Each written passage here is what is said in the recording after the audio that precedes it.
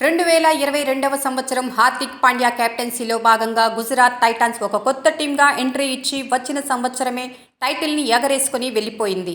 మళ్ళీ 2023వ సంవత్సరం కూడా ఫైనల్ దాకా వచ్చి ఒక్క అడుగు దూరంలో టైటిల్ని చేజార్చుకుంది. ఆడిన 2 సీజన్లో కూడా గుజరాత్ టైటాన్స్ మోస్ట్ సక్సెస్ఫుల్ టీంగా రికార్డ్ క్రియేట్ చేసింది. కానీ ఇప్పుడు సడన్గా హార్దిక్ పాండ్యా గుజరాత్ టైటాన్స్ టీంని వదిలిపెట్టి ముంబై ఇండియన్స్ టీంకి వెళ్లాల్సి వచ్చింది. ఇక గుజరాత్ టైటాన్స్ టీం నుంచి హార్దిక్ పాండ్యా వెళ్లడంతో గుజరాత్ టైటాన్స్ టీం కొత్త కెప్టెన్గా శుభ్మన్ గిల్ని టీం మేనేజ్మెంట్ ఎంపిక చేసింది. ఇక 2024వ సంవత్సరంలో గుజరాత్ టైటాన్స్ స్ట్రాంగ్ లేయర్స్తో బరిలోకి దిగుతూ ఉంది.